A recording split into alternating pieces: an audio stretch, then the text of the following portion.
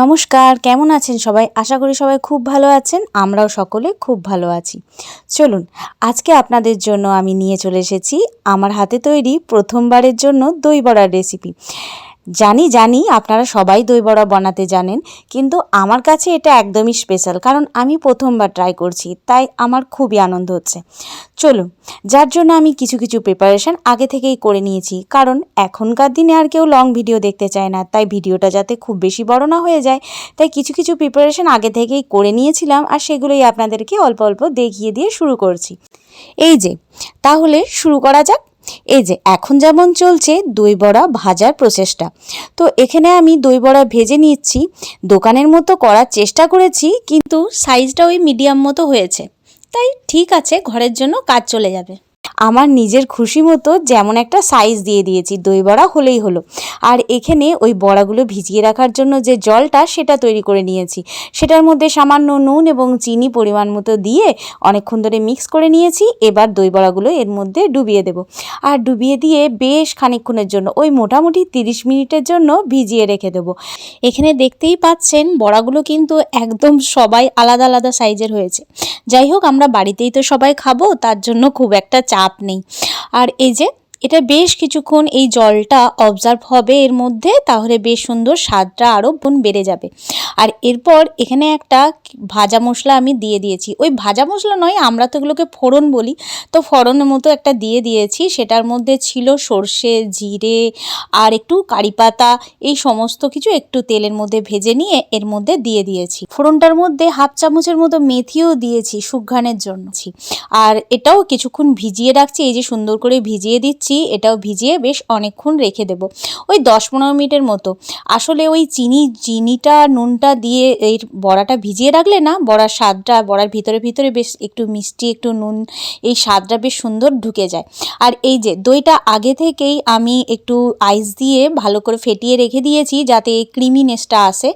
তো যাই হোক, এবার রেডি হয়ে গেছে। এবার এখান থেকে আমি 30 মিনিট পর আপনাদের দেখাচ্ছি।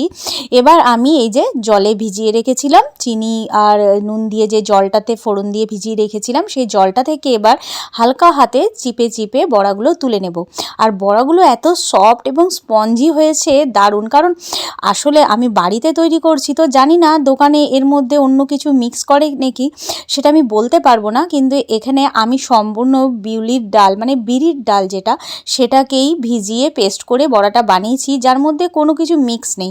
জানি না ওই জন্যই খুব বেশি সফট হয়েছে কিনা, প্রচণ্ড সফট। আমি খুবই হালকা হাতে এটাকে প্রেস করছি, কারণ মনে হচ্ছে যেন ভেঙেই যাবে, আমার হাতে বোধহয় মিহি হয়ে যাবে, গুঁড়ি হয়ে যাবে।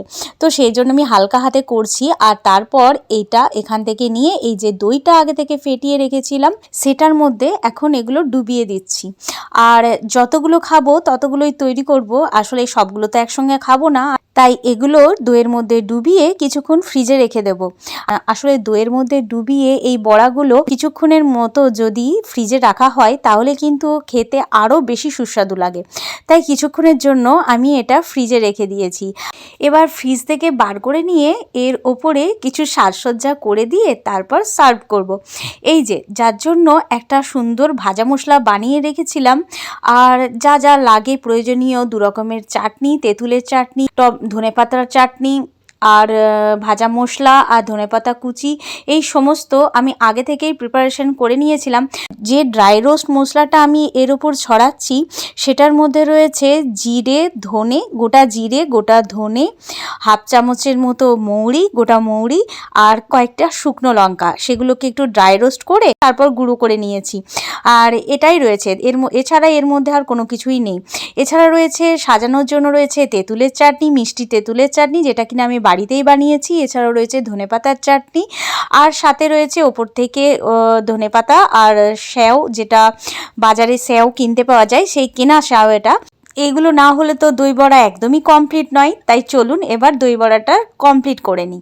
তো তার জন্যই সবার প্রথমে আমি 2 রকমের যে চাটনি বানিয়েছিলাম, সেগুলো একটু ছড়িয়ে দিয়েছি। আর তারপর ওই যে ভাজা ড্রাই রোস্ট মশলাটার কথা বললাম, সেটা একটু ছড়িয়ে দিচ্ছি। একটু বেশি পরিমাণেই এই মশলাটা আমি দিচ্ছি, কারণ এর ফ্লেভারটা আমার খুব ভালো লাগে দই বড়ার মধ্যে। তো এই মশলাটা দিয়ে দিলাম। তারপর ওপর থেকে আগে থেকে কুচি করে রাখা ওই ধনেপাতা কুচিগুলো একটু ছড়িয়ে দিলাম। আর এই শীতের সিজনে ধনেপাতার গন্ধই আলাদা, একদম আলাদা সেন্ট ছড়ায় ধনেপাতার। তো সেটা একটু ওপর থেকে ছড়িয়ে দিলাম সিজনের ধনেপাতা। আর তারপর ওপর থেকে একটু বিট নুন দিয়ে দিচ্ছি। আর এরপর ওপর থেকে ছড়িয়ে দেবো একটু স্যাঁউ। আর এই স্যাঁউটা ছাড়া দই বড়া কিন্তু একদম ইনকমপ্লিট। তো স্যাঁউটা দিয়ে দিলাম ওপর থেকে ছড়িয়ে। আর সুন্দর করে ছড়িয়ে দেওয়ার পর তারপর বাকি রইল আর কিছুই না, এবার শুধু খাওয়া বাকি আছে। তো খাওয়ার জন্য কে আছে? সবার প্রথমে খাওয়াবো আমার হাজব্যান্ডকে।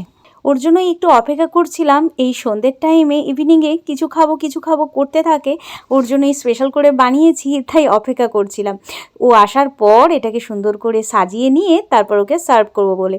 তো যেটা ভেবেছি সেটাই করলাম। ও আসার পর ওকে এটা সাজিয়ে গুছিয়ে দিলাম। দেখে তো খুবই খুশি হয়েছে আর খেয়ে খুব নামও করেছে। অবশ্য খেয়ে আমাকে একাই বলেছে যে খেতে কেমন লাগছে ক্যামেরার সামনে এসে বলতে পারবে না, আমি বলে দিচ্ছি কারণ আমিও খেয়েছি। খেতে খুবই সুস্বাদু হয়েছিল আর একদম দোকানের মতো হয়েছিল। আর আমার হাজব্যান্ড তো বলছে দোকানের থেকে বরং এক কাঠি ওপরেই হয়েছিল, কারণ বড়াগুলো এত সফট আর স্পঞ্জি হয়েছিল। আর যেহেতু ওই চিনি দিয়ে যে জলটা, নুন চিনি দিয়ে যে জলটা করেছিলাম ফোড়ন দিয়ে, সেটাতে ভিজিয়ে রাখার জন্য অনেক বেশি সফট হয়েছিল এবং সমস্ত ফ্লেভারগুলো ঢুকেছিল। আর এছাড়াও দইয়ের মধ্যেও ভিজিয়ে রাখার জন্য সুন্দর খেতে হয়েছিল। তো এই যে খুব ভালো লাগলো খেতে আমাদের। আমার মতো আপনারাও বাড়িতে ট্রাই করে খেতে পারেন এরকম দই বড়া। আশা করি সবাই খেয়েছেন, আরও একবার আমার রেসিপি দেখে আপনারা ট্রাই করতে পারেন। চলুন আজকের মতো ব্লগটা এখানেই শেষ করছি। দেখা হচ্ছে আবার খুব শীঘ্রই নতুন ব্লগের সাথে। ততক্ষণের জন্য টাটা, সবাই ভালো থাকবেন, সুস্থ থাকবেন।